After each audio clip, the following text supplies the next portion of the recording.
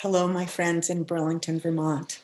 My name is Ruth Murphy. I loved participating in the Burlington Irish Heritage Festival for many, many years. And this year, it's a little different. I have moved to Denver, Colorado, and I will be reading to you from my living room. Now, I'm reading because one of the things I just love the most about being Irish is the stories and the poems, just the sounds of the words.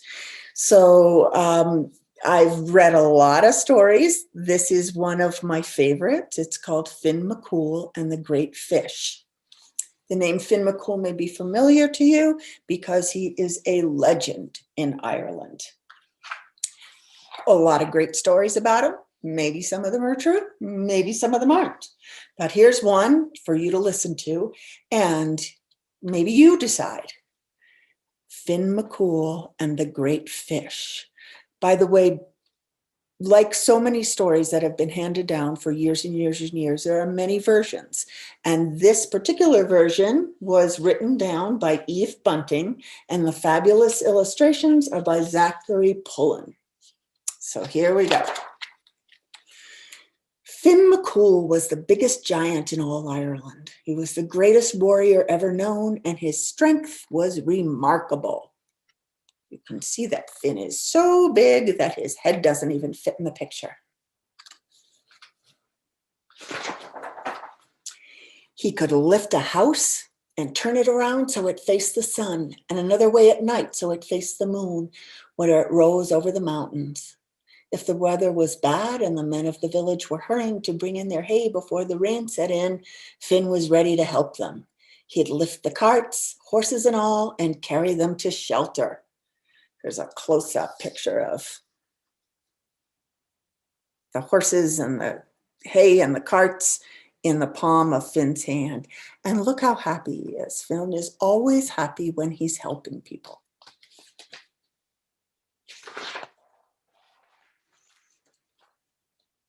This is a picture of Finn not looking quite so happy. Let's find out why. He's the best-hearted man that ever walked on Ireland's green grass, the people said. We're blessed at having him live here with us in Drumnahoon. But they were agreed on one thing that was seldom mentioned. Finn wasn't terrible smart. He's a bit of a turnip head that whispers sometimes and smile affectionately. He doesn't know much, but he's a great big man for all that. One day Finn heard the whisper and knew it to be true. And you can see the village people talking about him.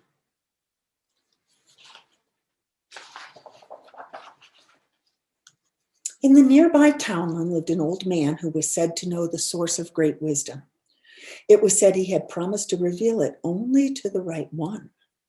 He was a bit of a mystery, staying sometimes in his house, at other times disappearing for weeks on end.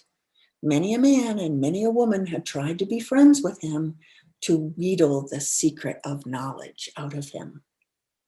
Simon the baker had brought him fresh baked soda bread, the butter already thick on it. Bertie O'Hanlon brought him a white hen, the best layer in the village, so he could have a fresh egg for his breakfast of a morning. Bridie Mulligan brought him a barrow load of turf she'd cut herself in the bog, so you can have a warm fire these frosty nights, she purred. He thanked them for their kindness, but he kept his secret to himself. And there you can see the soda bread and the turf and the white hen.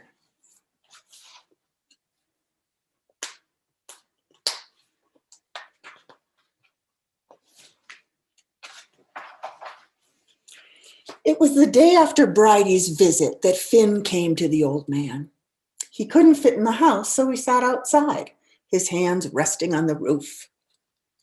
Old man, he called, it's Finn McCool, and I've come to ask you if you'd share the secret of wisdom with me. So here's great big Finn hand resting on the roof.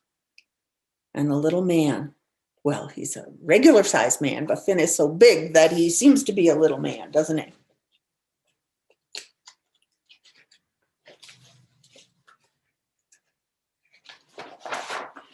The old man came out and Finn got down on his hunkers so they could see each other right. I know who you are, and I was waiting for you to come, the old man said. I know you're good and kind as well as big. I know you're a great warrior and a friend to Ireland. I know you beat the giant Culcullen and saved Ireland from the Scots. But I need to ask you one question. With all that you have, why do you need wisdom? Oh, a man's nothing without it, Finn said. With wisdom, I'll know better how to help my friends. I'll be able to answer their questions, where now I can only shake my head. If I were wise, I could speak for Ireland when the need arose. The old man nodded. You're a giant now and a good man, but you'll be more with the grace of wisdom added to you. So listen. In the River Boyne, there lives a fish, a great salmon, the red of the sky at sunset. In him is the wisdom of the world. Catch him, cook him, eat him, and that wisdom will be yours. Thank you, sir, Finn said.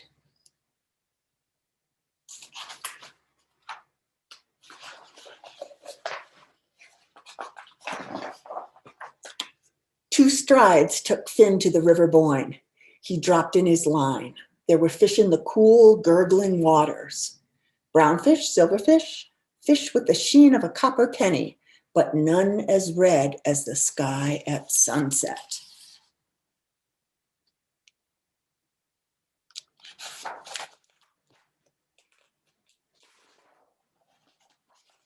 And then Finn saw the great red salmon swimming lazily upstream. Gora, Finn thought. It's as if it's looking for something. The salmon swam around the line, then took the bait and hook. The River Boyne tossed and tumbled as Finn pulled the fish ashore. There was a mumbling and a rumbling that seemed to come from the river itself. And the idea came to Finn that the river didn't want to let go of its great fish. Here's Finn with his fishing rod. A little bit different when you make it yourself.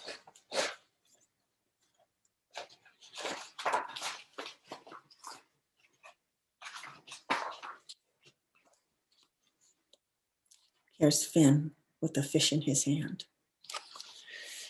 I'm sorry to take it, but I'm after the wisdom, Finn told the river. A man can make more use of wisdom than a fish can, so I ask you to forgive me. He took the fish in his big hand, wondering at the beauty of it. It shimmered and gleamed in the sunlight, every scale a point of fire. Finn looked in its eyes and saw the wisdom there, all the knowledge of the world. He saw life. How could he kill it? How could he eat it? The thought made him shudder. He spoke to the fish. You have the wisdom and I wanted it, but not if I have to sacrifice you. I think I see a little tear in Finn's eyes, thinking about hurting that fish.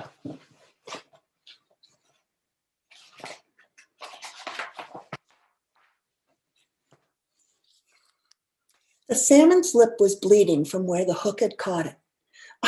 I'm sorry about that, Finn said, and he carefully eased the shining hook out of the fish's mouth.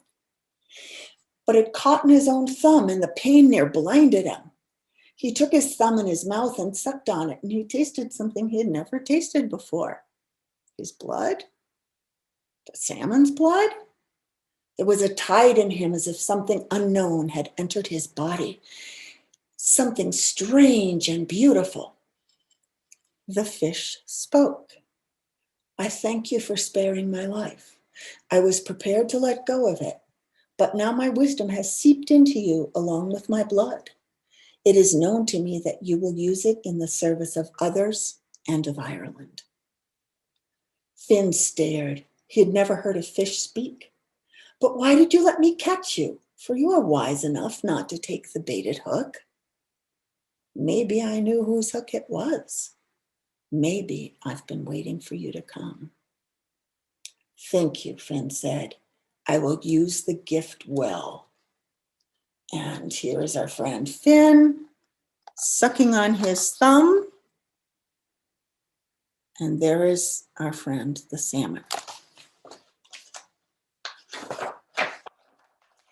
Gently, Finn laid the salmon back in the river and watched as it swam away. Was it a lighter shade of red now?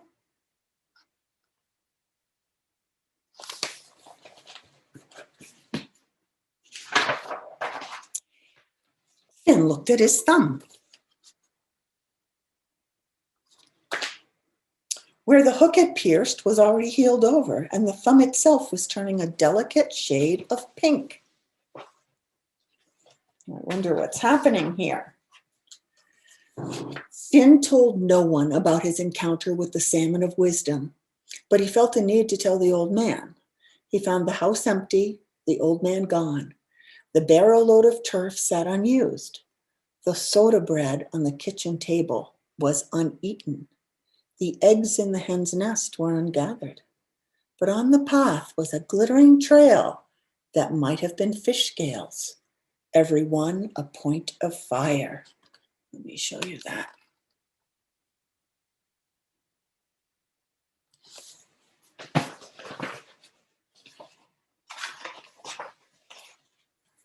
Ever after that, the people in the village of Drumnahoon remarked on how wise a man Finn had become, how he had talked with the King of England and the King of France and presented to them the needs and wants of Ireland, how he had saved them from the Viking longships that had crossed the sea to take Irish land, how he knew their own problems and took care of them before they rightly knew them themselves.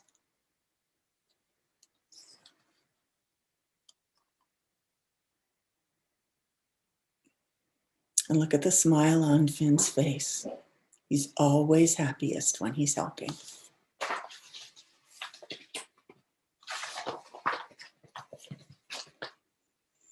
But still, he's the same good Finn he always was, they agreed.